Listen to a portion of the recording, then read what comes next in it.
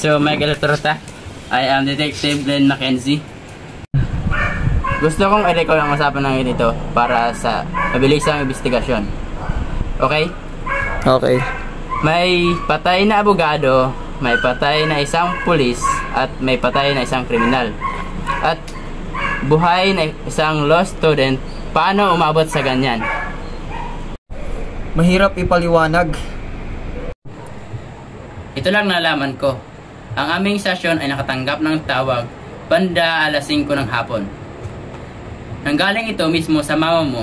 Sabi niya, tumatawag siya sa tito mo ngunit hindi ito sinasagot. Kaya naman nag-report na siya sa mga pulis at nagpadala na kami ng unit doon upang tignan ang bahay. Play ko ang record. Ito si Sergeant William. Nandito na ako sa San Roque Drive. May basag na bintana malapit sa pintuan. Papasukin ko na ang bahay. Ito pa yung isa. May dugo sa lababo. Hihingi ako ng backup ngayon na. Gusto ko magsimula ka kung paano to nangyari at yan ang gusto kong malaman.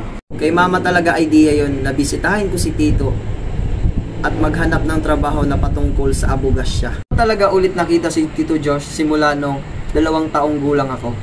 At hindi din si mama nakikipag-usap sa kanya. So first time ko talagang makita si Tito Josh sa personal.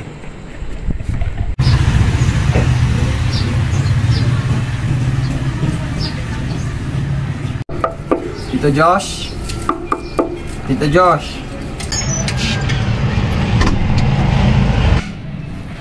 Tito Josh?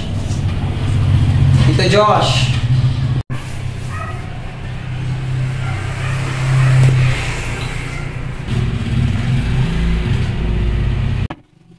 Sino ba? Ako si Michael, anak ng kapatid mo. Tinawagan ka ba ni mama para malaman mo na bibisitahin kita dito? Or hindi siya tumawag? Ay, oo, ikaw pala yun. Sorry, hindi kita nakilala agad. Okay lang po, hindi mo na kasi ako nakita simula nung maliit pa ako. Grabe, ang laki mo na. Opo nga. Kumusta? Nag-aaral ka ba? Nagtatrabaho? Nakapagtapos na po ako ng college. Ah, mabuti. Buti na hanahanap mo tong bahay ko. Medyo mahirap siya hanapin kasi masukal yung daanan. Muntik pa nga ako maligaw eh. Buti na lang nakita ko tong lugar mo. Medyo mahirapan ka talaga pumunta dito kasi hindi mo pati sabi ko. Wala rin kasi akong mga bisita na pumunta dito. Kaya sana tumawag ka na lang para may turo ko sa iyo kung saan sa lugar o at least papunta rito. Okay lang po. Gusto mong uminom? Juice o tubig? Tubig na lang po. Okay.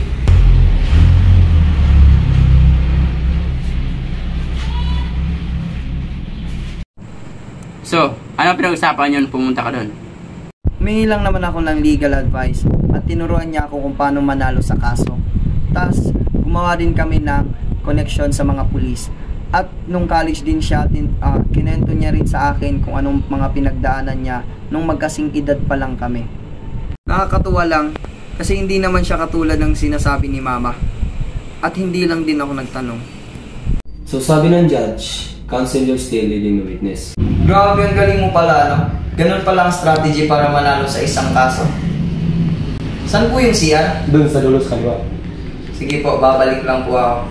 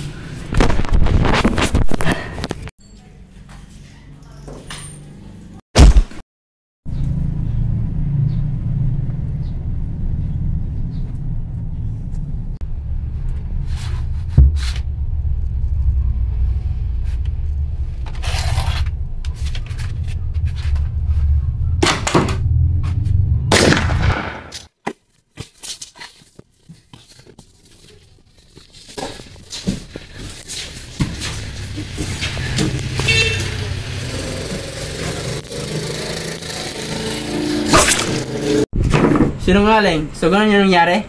Hindi mo ba nakita yung tsapa niya or nagdalawang isip na pulis ba or hindi? Paano ko malalaman? Hindi naman ako nagtawag ng pulis. Basta-basta mo lang siya sa sakin. Lumito lang siya sa gilid tapos sinaksak mo na.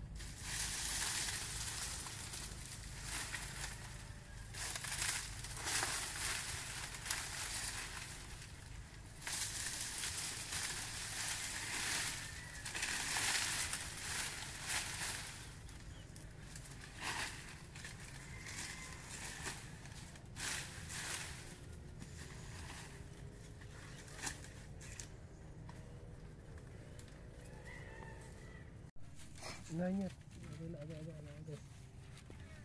Agak.